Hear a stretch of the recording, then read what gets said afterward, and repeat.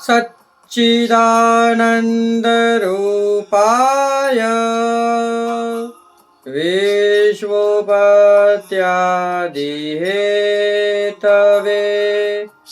तापत्रय विनाशाय श्रीकृष्णाय वयं नमः। पुष्टिमार्गीय सर्वज्ञ करुणारसपूरित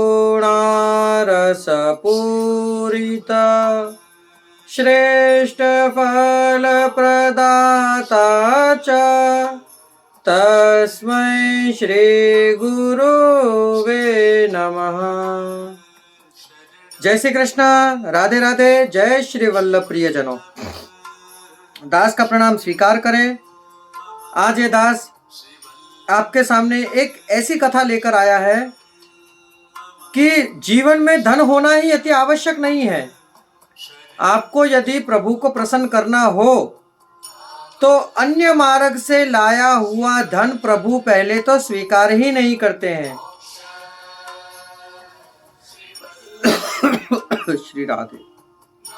या अधर्म से कमाया हुआ द्रव्य, आप समझे कि आपने अधर्म से द्रव्य कमाया है और उससे आप प्रभु को 56 भोग धरे, तो प्रभु उससे प्रसन्न नहीं होते हैं। आपको यदि प्रभु को प्रसन्न करना हो तो जितना आपके पास है आप उसी में से ही। ये कथा आप और हम सभी जानते हैं कि सुदामा और सुदामा चरित्र में बताते हैं श्रीमद् भागवत जी में कि उनके पास कुछ नहीं था, कुछ नहीं, सिर्फ 3 मुट्ठी तांदुल वो किसी से मांग कर लाए थे। तब वो 3 मुट्ठुल तांदुल में प्रभु ने उनको तीनों लोक वार दिया, क्योंकि वही उनकी जमा पूंजी थी। बच्चों को, पत्नी को, स्वयं खुद को भूखा रखकर उन्होंने वह पूंजी प्रभु को प्रदान की थी।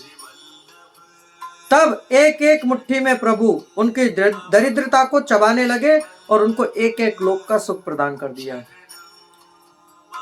पहली मुट्ठी लेते ही प्रभु ने स्वर्ग सुदामा के नाम किया है। दूसरी मुट्ठी में पृथ्वी लोक का वैभव विप्र को सौंप दिया है। तीसरी मुट्ठी में देने लगे तो वैकुंठ तो लक्ष्मी ने रोक लिया है। अपना निवास भी दान में दे रहा, कैसा दानी ये मेरा पिया है। ऐसे हमारे प्रभु जब किसी पर कृपा करते हैं तो वह ऐसी कृपा करते हैं कि ये समझो कि उसका तो बेड़ा पार हो गया। तो आज ऐसे ही एक वैष्णव श्री संतदास चोपड़ा क्षत्रिय जो कि आगरा में रहते थे, श्री राधे श्याम, ऐसे की कथा हम आपके सामने लेकर आए हैं। कहते हैं ये संतदास पहले बहुत श्रीमंत थे, लाखों रुपए का व्यापार करते थे। एक समय इन्होंने अपना सारा द्रव्य व्यापार में खो दिया। अब इनके पास मूल रकम 24% की पूंजी रही थी इनके पास में। अब वह 24% को ये क्या करते कि इन्होंने कौड़ी की एक दुकान करी। उस कौड़ी की दुकान में ये वहां पर उन कौड़ियों को जोड़कर रखते।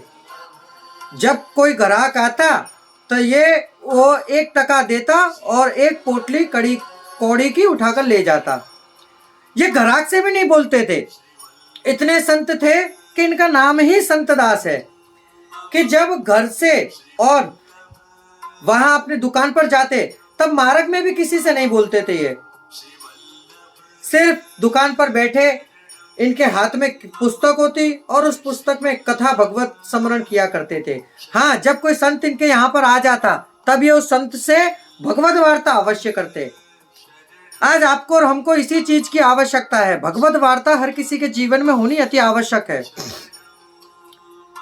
ये ऐसे ही उसका गुजर करते। जब ये उसको बेचते तब उससे इनको 2% कमाते।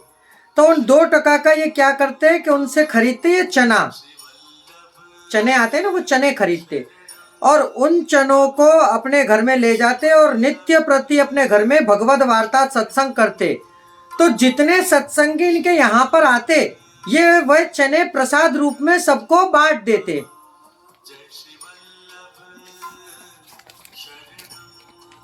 वह वैष्णव चनों का प्रसाद ग्रहण करके चले जाते और उन्हीं से अपना निर्वाह चलाते। एक समय इनका एक मित्र दूर देश में रहता था, जिसका नाम था नारायण दास, जो कि गौड़ देश है, वहां रहता था। उसको इसका समाचार लगा कि संत दास तो बड़ा भूखा रहने लगा है, उसके पास ऐसी हालत हो गई है। तो उन्होंने क्या किया, इनको एक हुंडी में एक कांच के द्वारा 100 टके यानी कि 100 रुपए उस टाइम पे पधराए। अब वो कांच यानी कि आज के टाइम पे जिसको हम बोले तो पोस्टमैन, तो वो पोस्टमैन के द्वारा वह पैसा लेकर यहाँ पर आए। संत दास ने देखा कि कोई पोस्टमैन पैसा लेकर आया, उसने हुंडी खोली तो उसमें इन्होंने 100 टका देखे। इन्होंने वापस वह ऐसे ही बंद करे और अडेल में श्री गुसाई जी के पास वह भेंट पधरवा दी।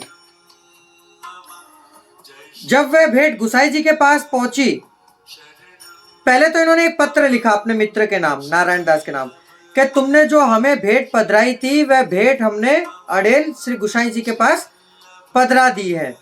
आप चिंता ना करें, आपने हमारे लिए इतना सोचा वही है, उससे ही हम अति प्रसन्न हैं।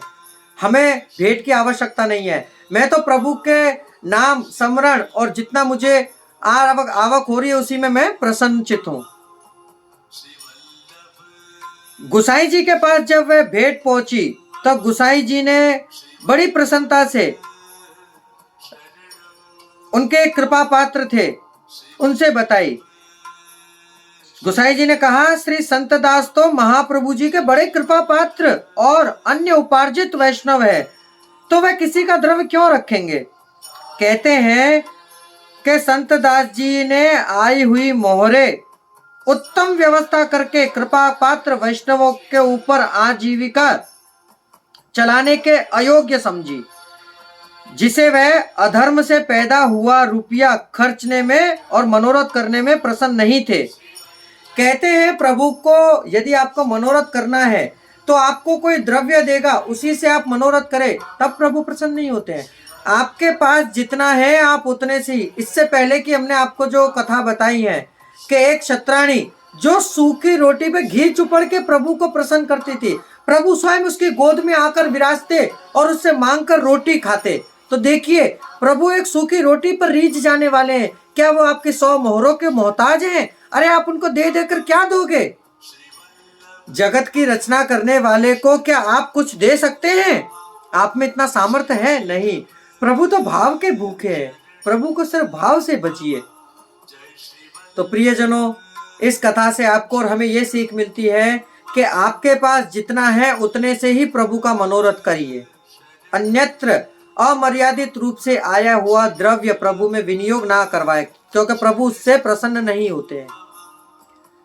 अब इस दास को आज्ञा दीजिए। ये थी संत दास जी की कथा, जो कि एक क्षत्रिय थे, आगरा के रहने वाले। अब कल फिर एक नई कथा के साथ मुलाकात होगी। यदि आपने हमारे चैनल को सब्सक्राइब नहीं किया है तो ऐसी ही कथा सुनने के लिए हमारे चैनल को सब्सक्राइब करके बेल आइकन बटन को दबा दीजिए। अब इस दास को आज्ञा दीजिए। जय श्री कृष्णा, राधे राधे, जय श्री वल्लभ।